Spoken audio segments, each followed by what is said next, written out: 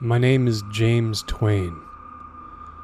At a little past 2 a.m. on the night of January 3rd, 2007, I was awakened by a knock at the front door of my recently purchased house in Littlejohn, Illinois. When the knocking didn't stop, I got up, went down the stairs, and opened the door. A man was standing outside in the cold, a man of about 45, somewhat short, bald, wearing a white t-shirt and sweatpants. He said he had flipped his car at the end of the road and wanted to know if he could use my phone. He didn't seem injured at all, and he confirmed this to me. He'd swerved to avoid a man on a bicycle coming around the corner and hit a freak bump and overcompensated by jerking the wheel to avoid a stump. And the next thing he knew, the entire car was upside down. No one had been hurt. The man didn't seem too terribly disturbed by this, just inconvenienced. I let him come in and pointed him to the phone in the kitchen, and when he went that way, I stepped out onto the front stoop. Green Temple Road was a very long one, so I couldn't see to the end of it. No other cars went by on the road. It was bitterly cold, so I went back inside pretty quickly. The man was already coming back out of the kitchen. His call had been very quick. I asked him if he wanted some water or something, but he politely declined.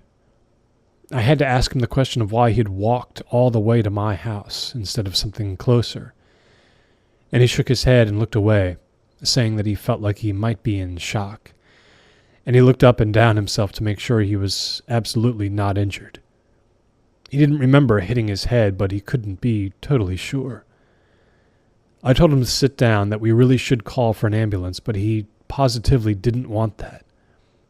He apologized for troubling me and headed out the door without another word. I wondered who exactly he had called when he was in the kitchen. I watched him head to the west, walking more or less normally, until he disappeared into the dark beyond a streetlight. Then I closed the door and went back up to bed. Sleep was a long time in coming, as I imagined the stark terror my visitor must have felt when his car began to tumble. I wondered if I should have trusted him that the man on the bicycle wasn't hurt. But by the time I would have gotten to the end of the road, surely the police would be there. So, selfishly, I let it go. I checked the local newspaper the next day for any mention of a single car crash near me, but I struck out. That afternoon, when I was walking my dog, I went a little out of my way to roughly the spot where I figured the accident had occurred. From the way the man had described it, I figured I isolated the spot pretty well, but I didn't see anything out of the ordinary. Out of nagging curiosity, I knocked on the door of the house across the street. A woman answered, herding two young children away from the door. I said hello and asked her if she had been awakened by an accident the night before. She said no. And coincidentally, she'd been awake right around 2 a.m. She'd been watching a movie on TV, but hadn't heard a thing. I decided to let the mystery lie there. It was almost 3 weeks later that I came awake in the middle of the night again. It was 2:57 to be exact. I wasn't sure why I'd awoken. There hadn't been any sound to make it happen.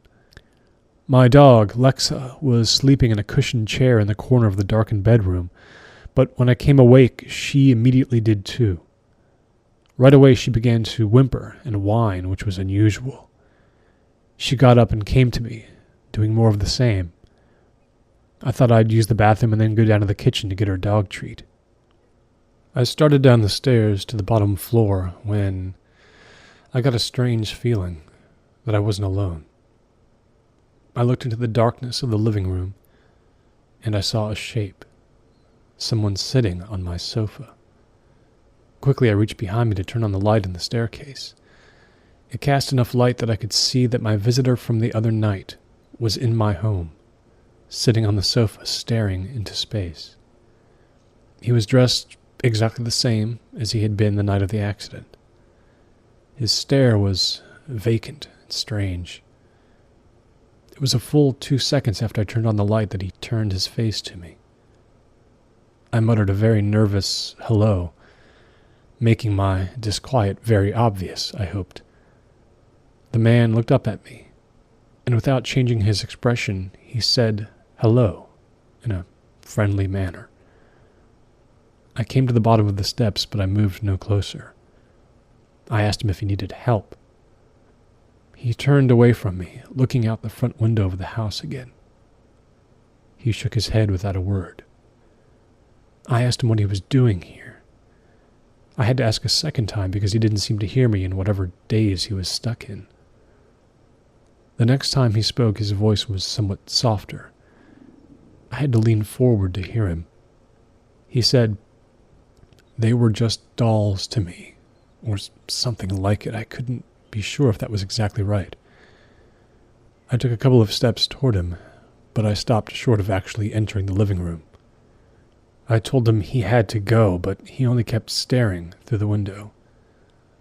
Without hesitating, I walked quickly into the kitchen, letting him out of my sight, and I took my cell phone out of its charger, and I dialed the police.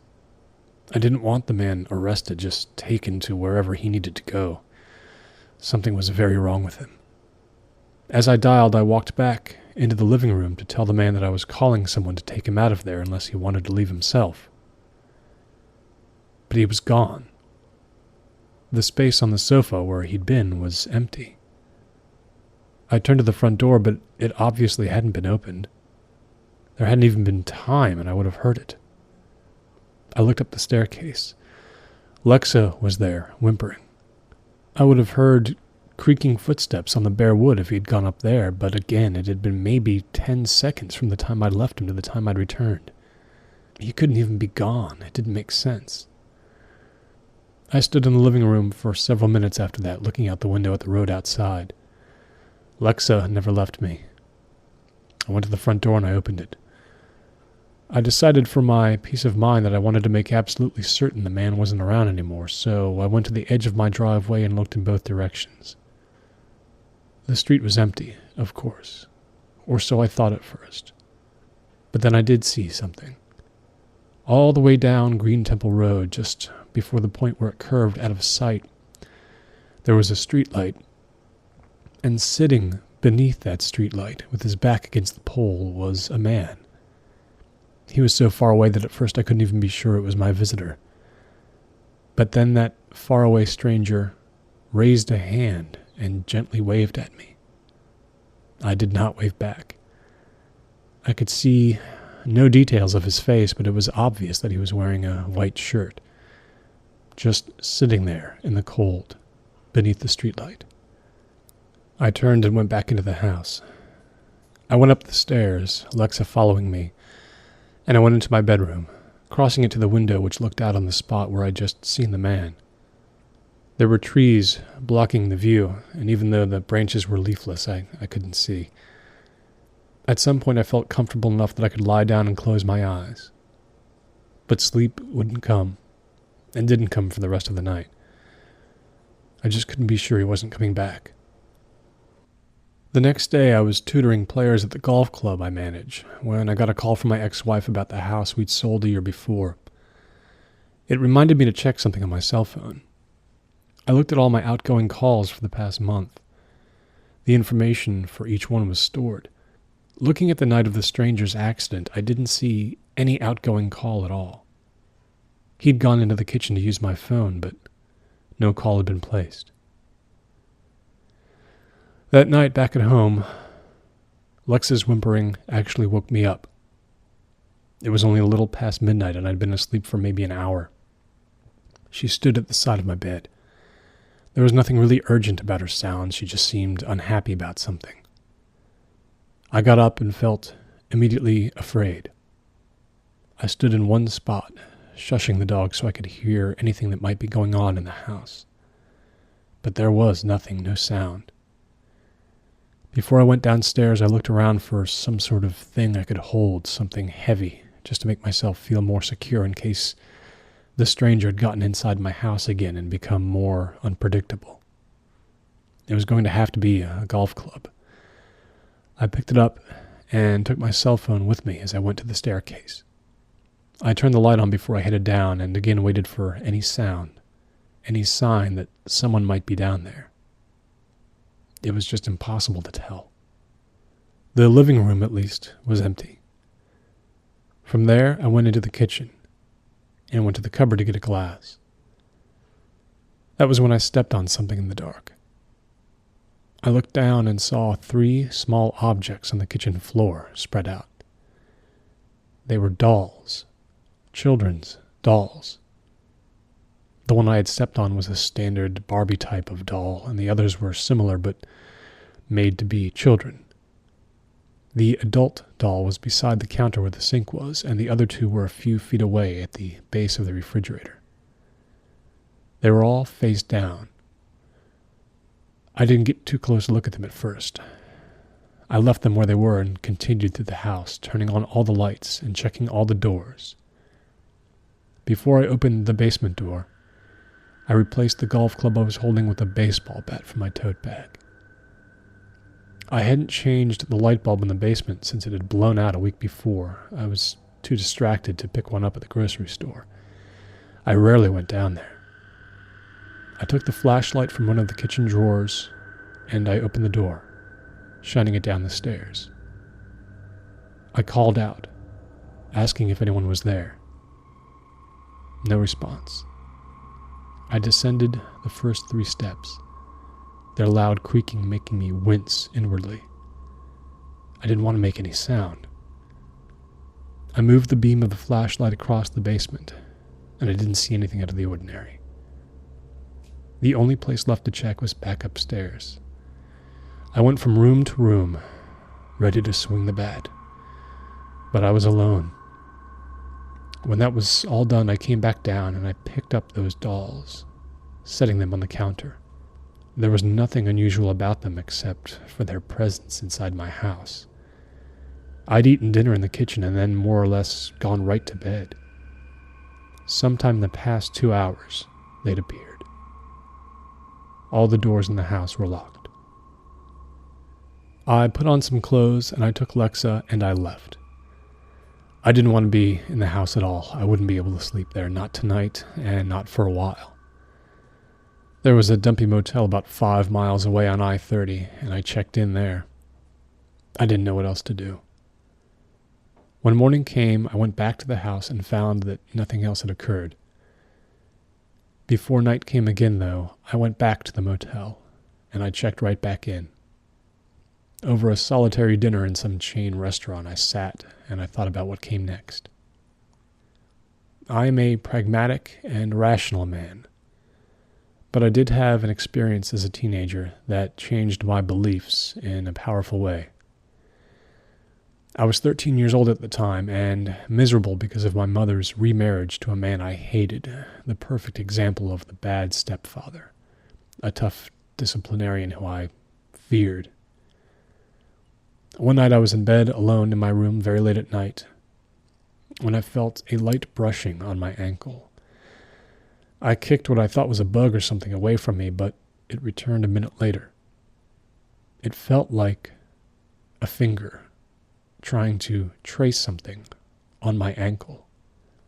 Again and again I shifted, and at one point I got out of bed and stood up. But when I returned to a prone position, it came back. There in the dark, I began to get very spooked.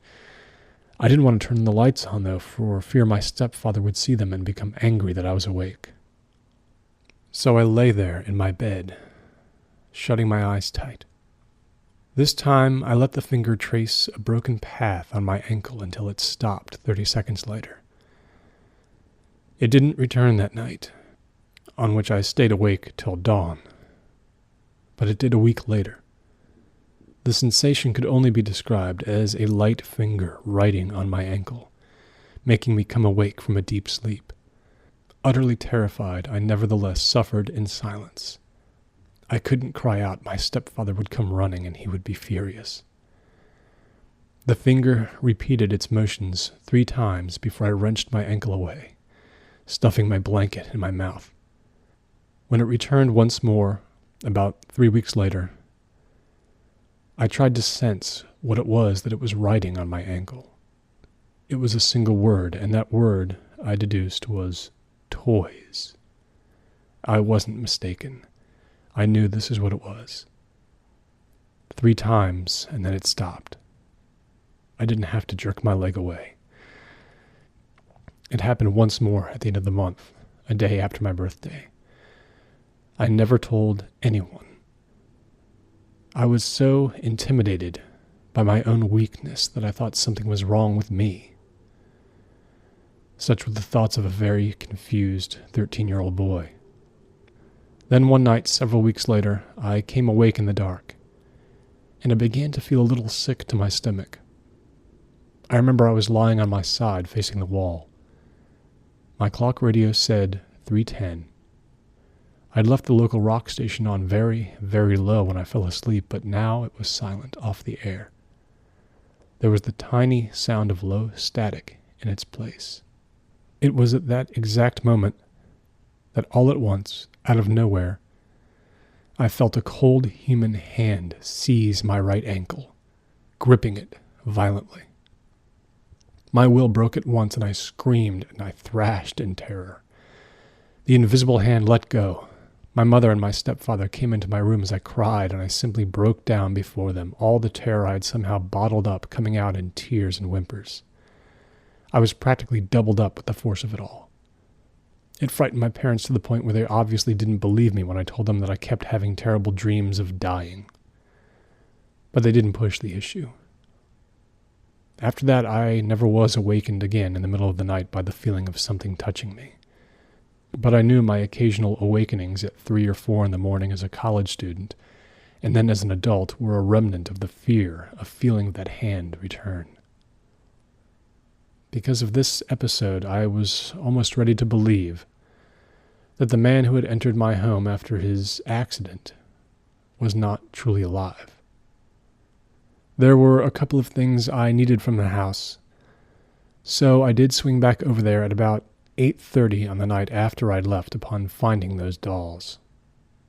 As I pulled up, my headlights picked out a man standing on my doorstep. He looked like he was affixing something to my door. I didn't recognize him when he turned around. I got out of my car very cautiously as he approached, but his demeanor set me at ease. He introduced himself as John, and he said he used to own my house before I did. We'd never met. I'd never had any dealings with anyone besides the realtor since the house had been vacant for a year and a half before it was sold. I shook his hand and he was apologetic. He said he'd explained things in the letter he was about to leave for me, and it was awkward to be here now, having to explain in person. He asked if we could talk inside for a bit. I said okay. I turned on all the lights inside. John and I sat in the living room, he sitting in the exact spot where the stranger had. John explained that he lived in the house with his wife for only 6 weeks before moving out. The realtor had told me it was because of a sudden military deployment, but John said this wasn't true. He wanted to know if I'd encountered anything unusual since moving in. I found myself telling him almost the whole story of the night visitor, and he seemed to understand perfectly. The same man had come in the night to him as well. There had been 3 such visits, he told me. His story and mine were almost identical.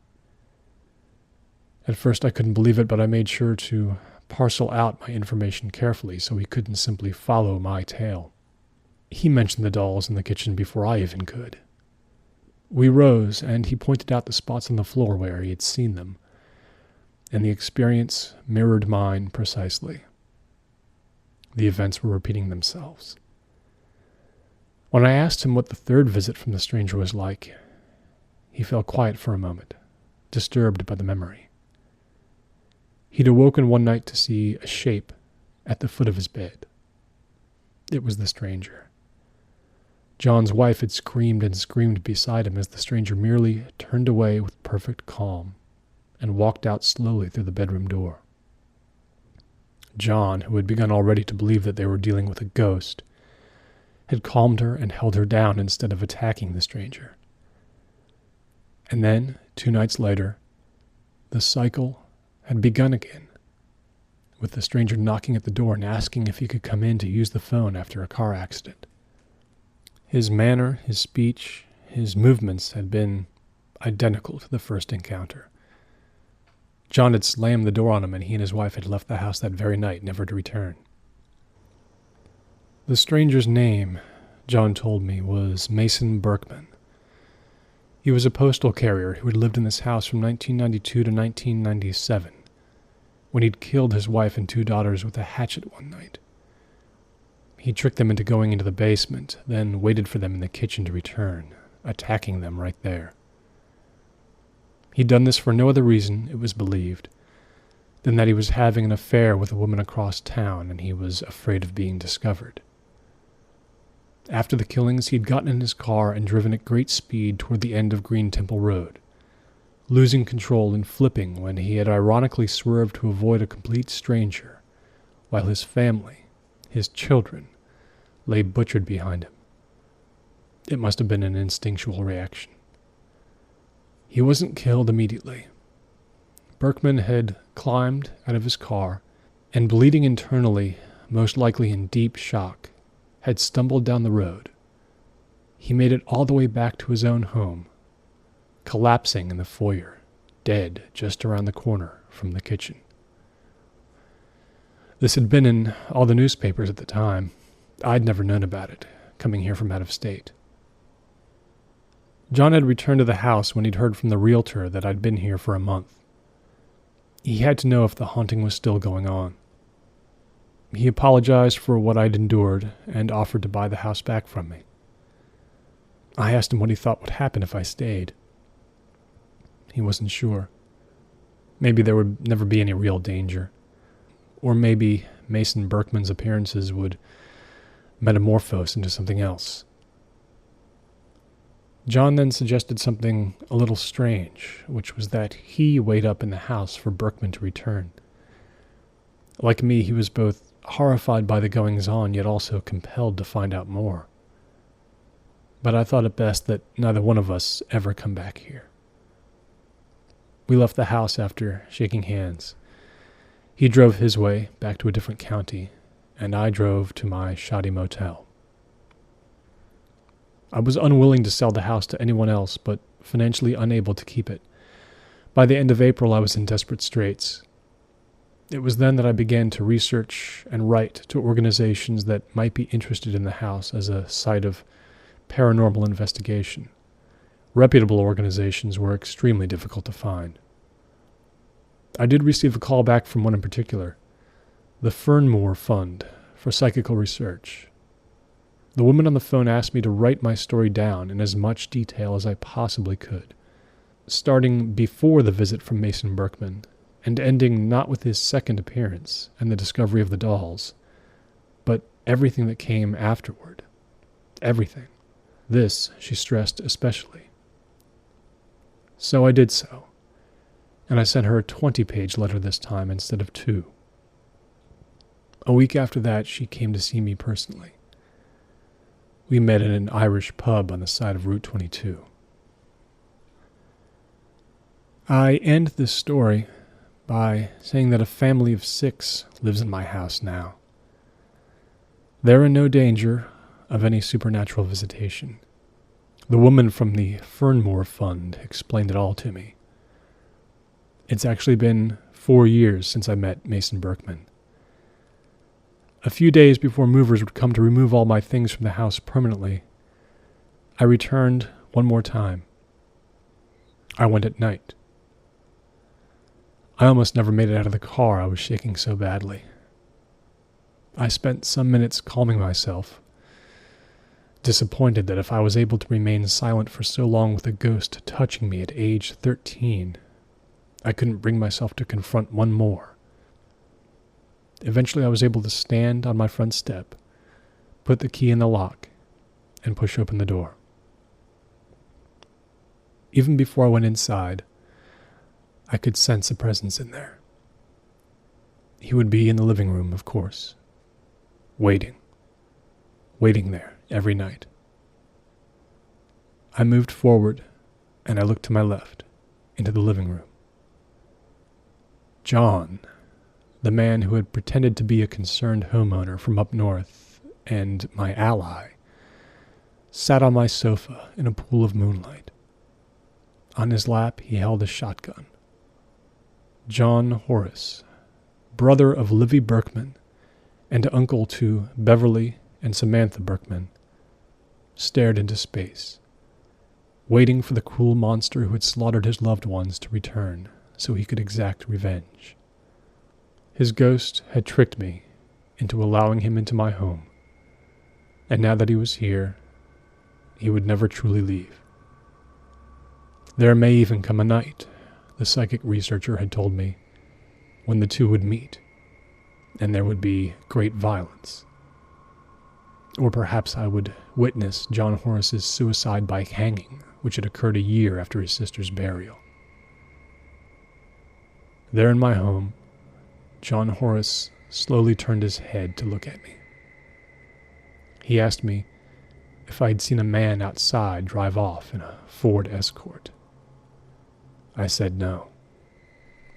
He asked me if I'd heard a crash. I said no. He then told me I shouldn't go into the kitchen. I left him then and exited the house. To this day, I think, but am not certain, that I saw rope burns on the man's neck. No one but me would ever be able to see either John Horace or Mason Berkman or the dolls on the kitchen floor. It was my innate nature that allowed me or forced me to see them and become part of their demented drama, and to feel that icy hand on my ankle 3 decades ago. What it also means, I've been told, is that I may not be done with encountering the supernatural world. Another ghost could appear to me at any time. In fact, if I were to return to my childhood home even now, and go to sleep in the room I grew up in, I might feel that mysterious hand again, writing the word toys on my ankle. It's just who I am. I'm a 1 in a million shot. The only real escape for someone like me is to keep moving and keep forgetting what I've seen and felt. Just last Friday night, I was at a party for a technology executive at a very nice house in the country. There were at least 100 people there, and I was having a good time meeting everyone when I noticed someone who didn't seem to be moving in a chair in the corner. Looking more closely, I saw it was a young woman sitting straight upright, whose flesh had gone an ashen gray all over, her face drawn and blank. Both her eyes were utterly bloodshot to the point where they were almost black. She was motionless, dead for a long time. People moved all around her, mingling, not seeing her. I walked closer and took in every detail, standing there with a scotch in my hand. She wore a necklace with a blue stone. Her ankles had been tied together with wire. Her feet were gone, severed. Blood was dripping on the floor. I left the party and I drove home to the dark countryside, and instead of wondering who I had seen and why it was there that I had seen her, I simply began to hope that my life would not be such a long one, that my affliction would end before it drove me mad.